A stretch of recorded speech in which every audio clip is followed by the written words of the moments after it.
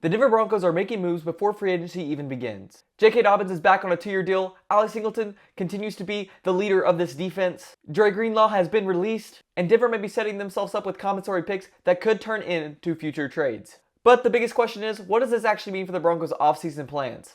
Welcome to Five-Two-Eighty Playbook. I'm Kason, bringing you football from a mile high. If you like the Denver Broncos or the NFL, make sure to drop a like and subscribe down below so you don't miss the next video. Alright, let's talk some football. The Broncos tested the market waters on a few guys outside of the organization, but decided to remain with the in-house options. Notably, they were involved in making a big splash at running back, however the price just ended up being too steep. The Broncos stayed disciplined rather than chasing big-name deals. To me, this shows that Sean Payton is prioritizing value in his signings versus big splashy deals. And I also think the Broncos could be waiting for the second wave of free agency when the price is, of course, lower. And we always have the draft to lean back on to fill the potential holes that we still have. The Broncos' first news of the day was signing JK Dobbins to a 2-year deal with a second-year option. We know that JK Dobbins is an explosive runner when he is healthy. However, he has had injury issues his entire career. When he did play, though, he was a starting-level caliber running back. We already know that he fits well with Sean Payton's scheme, so it was just a smart move to bring him back, especially at the deal that we signed him to. And it also adds a sense of competition in the running back room. One of the things that stuck out to me is how JK Dobbins reacted to staying a Bronco. He posted on X with an orange heart and the hashtag home. To me, this solidifies that JK Dobbins didn't have any plans or intentions of going anywhere else other than the Denver Broncos. Zach Stevenson broke down JK Dobbins' deal for us, which is essentially a 1-year, $8 million fully guaranteed, with a year 2 option of $8 million as well. And there's also that $4 million incentive, so JK Dobbins could possibly push a little harder to earn that extra cash. In just 10 games last year, JK Dobbins was unstoppable. He was one of the best running backs in the league at the time. He rushed for 772 rushing yards and 4 touchdowns in a pass-heavy offensive system. To me, it just speaks volumes to how good he is. And we all know JK Dobbins is a true leader on and off the field. He speaks highly of all of his teammates and, of course, the Broncos organization. Having a guy like JK Dobbins in the locker room adds to the culture that Sean Payton is currently creating. And before JK Dobbins was injured last year, he was the 3rd leading rusher in the NFL. He was only behind Jonathan Taylor and James Cook, which we know are the 2 of the best running backs in the league. But what do you think about this signing? Do you think the Broncos still need to go make another move? I personally believe that the Broncos should go after one more running back in free agency or in the draft. That way we add a wall of protection to prevent ourselves from entering in the same situation we did last season when JK Dobbins went down. Singleton is re-signed to a 2-year, $15.5 million contract with $11 million guaranteed. This is a big deal, keeping the captain of the Broncos defense on the team. Singleton gets 71% of his contract, showing how much the Broncos really do value him. And of course, Singleton went to social media right away saying bandits, because the boys are back together. Justice Strnad and Singleton are going to be the 2 starting linebackers for your Broncos defense next year, and I can't tell you how excited I am to say that. However, there were some people that did not like the signing one bit. In fact, they went as far as to degrade Singleton, saying he was not a good player and everything else, which led to some immediate reactions from the Broncos players. One being Nick Benito saying, "You need Jesus," and I couldn't agree more. Everybody needs a little bit of Jesus in their life. And then PJ Locke went out and said basically that there's no reason to hate on Singleton. He is a dog and everybody loves him on the team.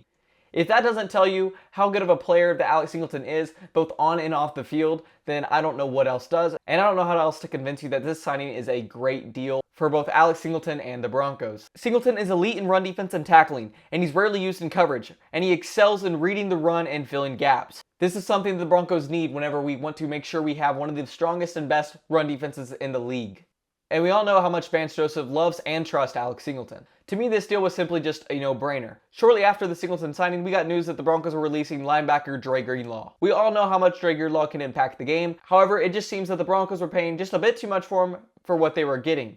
Dre Greenlaw did miss some time last year from an injury and also in-game suspensions. So this move was surprising to me, but it does make sense. Something to keep in mind that Justice Strnad said about his potential of rejoining the Broncos was he wanted to become a starting linebacker for the Denver Broncos, which we all know he did as of yesterday. By releasing Dre Greenlaw, it does give us a dead cap of $4.3 million, but it does save us $6 million in the cap space, which could go into some more signings for the Denver Broncos. We all knew this was coming, but John Franklin Myers has officially left the Broncos. John Franklin Myers is expected to sign a 3-year, $63 million deal with the Tennessee Titans.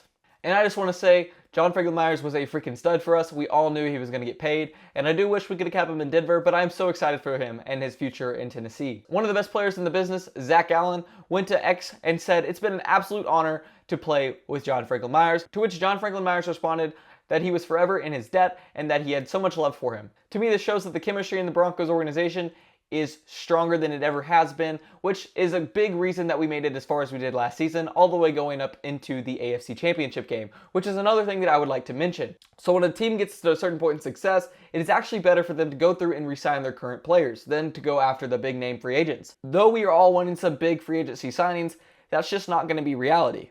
Losing players like John Franklin Myers does hurt, but in my opinion, keeping these players in the building is priority number one for the Denver Broncos. The Broncos will get some compensatory picks from losing Javonte Williams and Riley Dixon, Cody Barton, Zach Wilson, and Trayvon Smith in last year's free agency. Lucas Evans provides those picks for us, letting us know that it's going to be picked 256 and 257, but he also mentions there's only an 8% chance that the Broncos actually hold on to those picks, which could lead us to flip one or both picks. These picks could be used to either go after another player or to just turn those picks into a higher draft pick. And the Broncos are expected to get a 4th round compensatory pick with losing John Franklin Myers, but that pick unfortunately won't be given to us till 2027. But there's no need to worry. Things are coming to Denver. Legal tampering period only started yesterday, and there's still signings coming out left and right. Free agency doesn't even technically begin until Wednesday, so there is no official signing of players until Wednesday. That of course does not apply to in-house players, which can sign at any time. With a rough estimate of about $20 million of cap space still remaining for the Broncos to use, the Broncos could still go after to either add depth or even go after 1 or 2 big names. The Broncos are going to be smart about this. They're going to wait until the market settles and the prices drop so they can get guys at fairly reasonable deals versus paying extremely high contracts for no reason at all.